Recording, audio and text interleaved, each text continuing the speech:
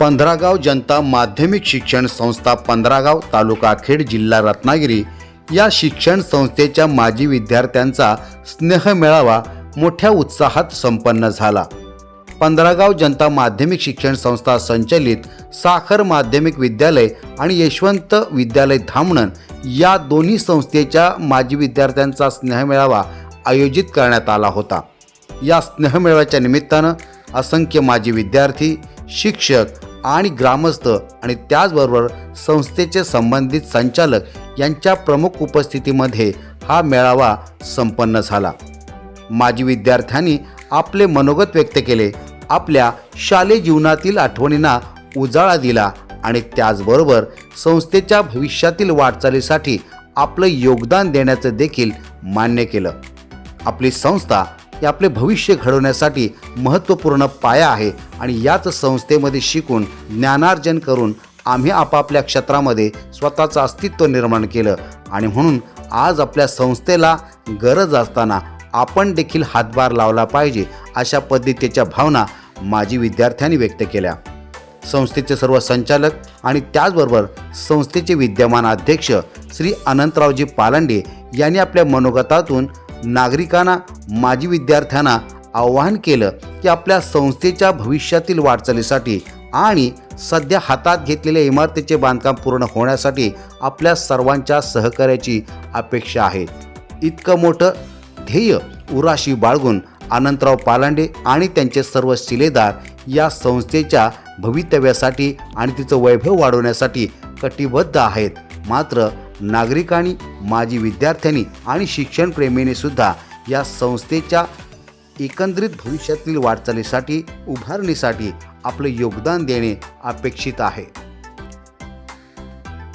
संस्था हिरक महोत्सवी वर्षात पदार्पण करीत असताना आज या ठिकाणी माजी विद्यार्थ्यांचा मेळावा भरवला जात आहे। उपस्थिती थोडीशी कमी असली तरी संस्थेचा हेतू फार मोठा आहे। ही संस्था उभी करण्यामागे ज्या संस्थापक संचालक आणि या संस्थेची उभारणी केली ते बहुसंख्य संस्थापक आपल्यामध्ये आयात नाही। सर्वप्रथम मी त्यांना सर्वांना भावपूर्ण श्रद्धांजली या ठिकाणी अर्पण करतो। कैलासवासी शंकरराव चव्हाण, नारायणराव पालांडे, दयानंदजी मापटी, राजारामराव पालांडे, शंकरराव उतेकर असे अनेक मान्यवर यांनी या संस्थेची उभारणी केली। ज्यावेळी या दुर्गम अशा 15गाव विभागामध्ये वाहनांची किंवा ये जा करण्याची कुठलीही व्यवस्था नव्हती, अशा कठीण परिस्थितीमध्ये संस्थेला उभारणी दिली। आताच या संस्थेचे माजी विद्यार्थी नाना यांच्याकडून मला ऐकायला मिळालं की ज्यावेळी कोणीतरी एक आपल्या त्यावेळेचे मंत्री कैलास, मला पूर्ण काही नाव माहिती नाही, त्यांच्याकडून आता मी ऐकलं, आणि भागवत सर यांनी बैलगाडीतून येऊन या ठिकाणी या संस्थेची उभारणी केलेली आहे आणि अशी चालवलेली आहे। अशा कठीण परिस्थितीमध्ये आपण सर्वांनी या गोष्टीचा गांभीर्याने विचार करायला पाहिजे आणि संस्थेला कशा प्रकारे आपल्याला सहकार्य करता येईल हे देखील आपण बघितलं पाहिजे। ज्या संस्था चालकांनी आतापर्यंत आपली जी मेहनत घेतली त्या मेहनतीचं फळ म्हणूनच आज आपल्याला हे दिवस पाहायला येत आहे। आपण ही मोठी इमारत उभी करू शकलो। आताच माझे मित्र प्रकाश अकवाळ यांनी सांगितलं जास्त काही बोलणं थोडक्यात घ्या, त्यामुळे मी अधिक काही बोलणार नाही। मी माझी सर्वांना शुभेच्छा देतो आणि इथेच माझी प्रस्तावना संपवतो। सगळ्यांना नमस्कार। व्यासपीठावरील सर्व मान्यवर, माझे विद्यार्थी, माझं नाव चित्रा दत्तात्रय भागवत पहिलं आणि आता सौ प्रियांका प्रदीप हरवंदे आताचं नाव आहे. मला म्हणजे मी खूप भावनिक झाले, कारण माझ्या पप्पांनी शाळा सुरुवात केली.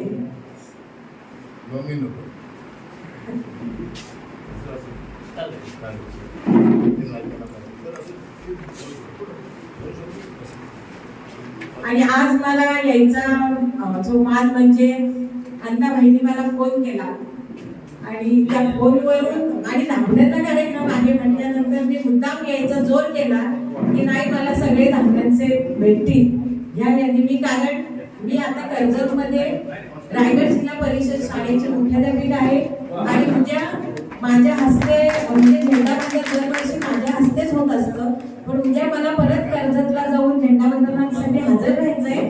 पण अण्णाबाईंनी मला शब्द दिला की मी तुला लवकर नोकरी करतो, तू ये. आणि मला यायचंच होतं की माझ्या पप्पांच्या शाळेत माझे विद्यार्थी म्हणून आणि सगळेजण मला माझ्या माहेरची लोक भेटतील, मला माहेरचे सगळे चेहरे दिसतील. मी खूप आनंदी झाले इथे येऊन. तेव्हा मला काल मी कर्जतवरून निघाले आणि आज इथे पोहोचले आहे.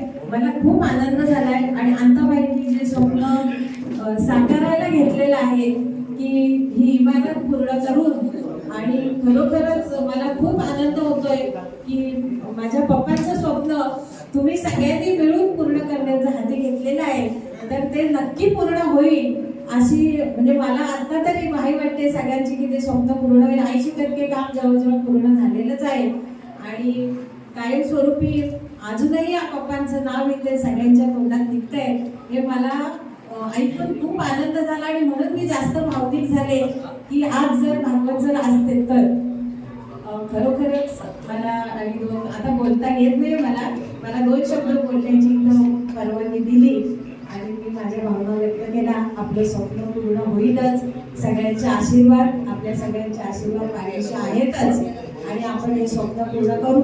इमारत लवकरात लवकर पूर्ण करून उद्घाटन सोहळा अण्णाबाई लवकरच करतील अशी मी त्यांना हे करून मी माझे 2 शब्द संपवते.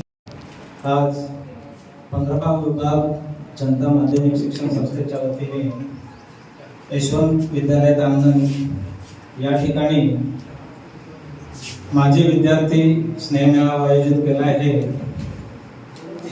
याच उद्देशाने यासाठी उपस्थित असलेले सर्व व्यासपीठावरील मान्यवर, संस्थेचे चेअरमन, संस्थेचे अध्यक्ष, संस्थाचालक, सर्व शिक्षक वृंद, तसेच शिक्षक कर्मचारी आणि माझे विद्यार्थी मित्र बंधू भगिनी, आज या ठिकाणी विद्यार्थी स्नेह मेळावा भरवण्यात आला. त्यासाठी आपली उपस्थिती तर दिसते, पण माझ्या मते विद्यार्थी मेळावा असताना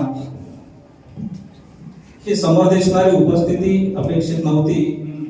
अतिशय तुडुंब अशी गर्दी असायला हवी होती असं माझं एक स्वप्न होतं, असं वाटत होतं. परंतु असो, काही कारणास्तव कदाचित हा पहिला किंवा दुसरा स्नेह मेळावा असावा.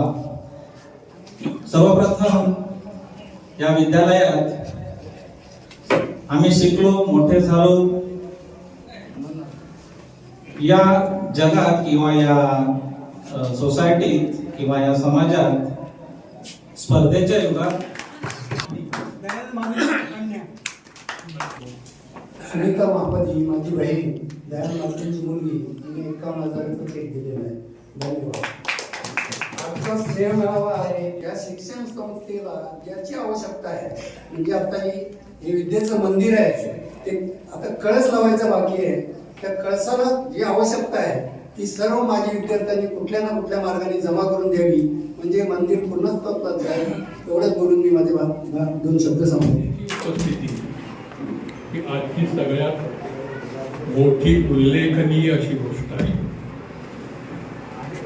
मित्रहो, मला मान्यवरांमध्ये बोलण्याची संधी दिली. मुळात मी या विद्यालयाचा माझे विद्यार्थी, मान्यवर वगैरे हे नंतर. काय स्थान आहे माझं नेमकं ह्या यशवंत विद्यालयाचं माझ्या आयुष्यामध्ये? कोणतं स्थान आहे? काश्मीरचं स्थान या देशात कोणतं आहे? आपण काश्मीरला नंदनवन म्हणतो.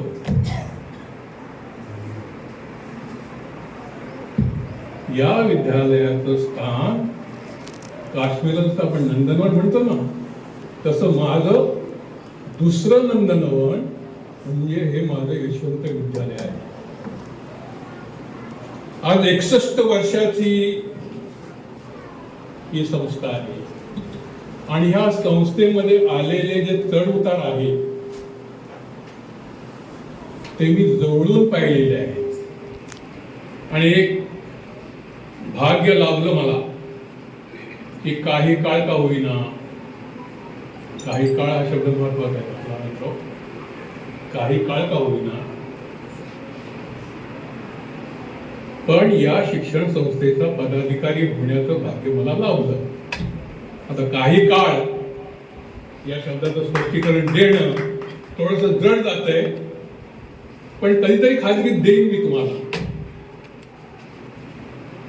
आणि ही अशी 61 वर्षाची जुनी संस्था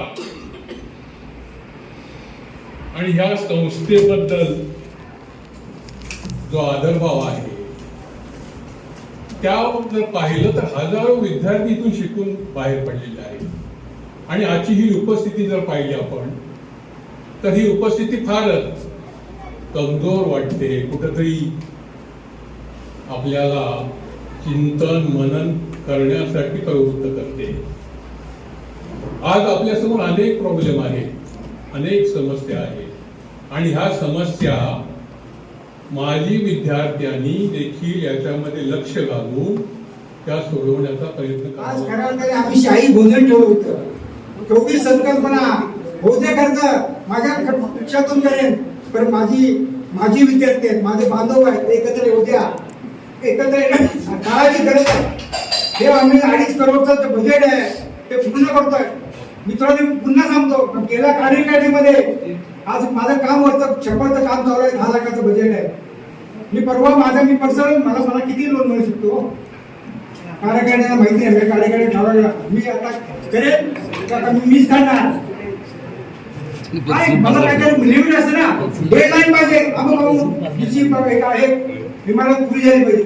मी ताबडतोब कॉन्ट्रॅक्टरला माझा पर्सनलचा 5 लाख चेक द्या. कार्यकारिणीला माहिती नाही काय हे माणूस चालत घेत आहे. आणि कार्यकारिणीला सांगितलं, सगळ्यांनी अप्रूव्ह केलं, अनंतराव तुम्ही हे करा, आम्ही आहोत. ही जॉईंट रिस्पॉन्सिबिलिटी, संयुक्त जबाबदारी आहे. आणि जेव्हा आपण जीव ओतून काम करतो काही कमी पडत नाही. आजच्या मेळाव्यामध्ये सगळ्यांना कौतुक करतो की आज मला 15गावचं पाळगड आहे, ग्रामीण भागाचं आहे आणि 15गावचे सगळे प्रॅक्टिकल काम करणारे श्रीराम मोतेकर आहेत, आमचे प्रभू आहेत, काका आहेत, हे ग्रामीण संघामध्ये आहेत, संदीप कदम आहेत. काय पाहिजे आमचे रवी पालंडे बोलले काय झालं, कितीतरी 25-30 लाखाचे जाहिराती आणली. कारण माझी रजिस्टर संस्था आहे, त्याला ATG आहे, त्याला इन्कम टॅक्स बेनिफिट आहे. CSR फंडामध्ये ते वापरू शकतात. माझे डॉक्युमेंट क्लिअर आहेत. मला मेरिटवर पैसे पाहिजे, कुणाचं असं पैसे नको. या ठिकाणी माझा उद्देश जरी असफल झाला असेल तर चला ती चरतो बघा, जो चालतो त्याचं भाग्य उजळतं. हा गुरुमंत्र माझ्या भागवत सरांनी दिलेला आहे आणि त्यांच्या आशीर्वादाने आणि अनेक तुमच्यासारखी दिग्गज मंडळी, वैचारिक विचार करणारी मंडळी माझ्याबरोबर आहेत. मला काही कमी नाही. त्यावेळेला 2014 मध्ये मी मोरे साहेबांना माहिती आहे, मोरेने मला त्यावेळेला अत्यंत मेहनत केली. AC हॉल घेतला, 1000 विद्यार्थी होते आणि त्या मेळाव्यात माननीय न्यासाचे अध्यक्ष अरविंदजी महाब्दी होते. त्यांनी मला शब्द दिला, सुरेश पालांनी शब्द दिला, अनंतराव घाबरू नका. आज महाब्दी साहेबांनी मला 45 लाखाचा निधी दिला फर्स्ट फ्लोअरला. ही केवळ त्या मेळाव्याची परिणिती आहे. 2 वेळा माझे अयशस्वी झालो, गरज नाही. आज क्रिकेट सामने बदले तिकडे कार्यक्रम आहेत. अरे हा अंतरात उद्या पाहिजे. ही माझी शाळा, ज्या शाळेने मला मोठं केलं. मी ही चॅलेंज कशासाठी स्वीकारलो? आम्ही स्वतः या शिकलो, मोठे झालो. आम्ही आर्थिक पाठबळ आम्हाला पडत असताना आम्ही मोठे झालो शाळेच्या याच्यावर, विद्याधनावर, हा गुरुजींनी दिलेल्या मंत्रावर. पण आमचं कर्तव्य ठरतं त्याच्यावर आपण केलं. प्रत्येक माणसाचं कर्तव्य, प्रत्येक विद्यार्थ्याचं कर्तव्य. अरे तुम्ही 25-25 लाखाचा बंगला म्हणता, घर म्हणता, शाळेत 1000 देऊ शकत नाही. ही मानसिकता. 2.5-3 कोटीचं मंदिर बांधता, हे विद्या मंदिर आहे. त्याला झोकून दिलं पाहिजे. हे कशासाठी करतोय मी? आमची मुलं तर शिकणार आहेत, काकाची मुलं तर शिकणार आहेत, कुणाची शिकणार आहेत? ही माझ्या गोर गरिबांची. अरे काय वाटेल कसं आम्ही परमिशन आणू शकतो? आज KG पाहिजे, इंग्लिश मीडियम मध्ये आणू शकतो, सेमी इंग्लिश मध्ये आणू शकतो, टेक्निकल आणू शकतो, कौशल्य आणू शकतो. कुणाचाही पाठबळ न मिळता, कुणाचाही पाठबळ न मिळता आम्हाला ती यंत्रणा माहिती आहे. मंत्रालयाची यंत्रणा कसं काय हलतं ते आम्हाला सगळं माहिती आहे. टेक्निकल कॉलेज आणू शकतो, पण पब्लिकने उठाव केला पाहिजे. ही जास्त न गोष्टी. आज माझ्या शाळेचे अनेक विद्यार्थी मोठे झाले. शाही तिरटकर तेवढा मोठी व्यक्ती आहे, प्रकाश सप्पाट तेवढी मोठी व्यक्ती आहे. अशी नामवंत व्यक्ती समाजामध्ये घडत आहेत, अनेक मंडळी घडत आहेत. असं असताना सुद्धा दत्ताक मोरे आज महाराष्ट्रामध्ये जे विज्ञान संस्था आहे, एक नाटककार आहेत, हे रंगभूमी कलाकार, अशी मंडळी आहेत, चांगल्या विचारचे लोक आहेत.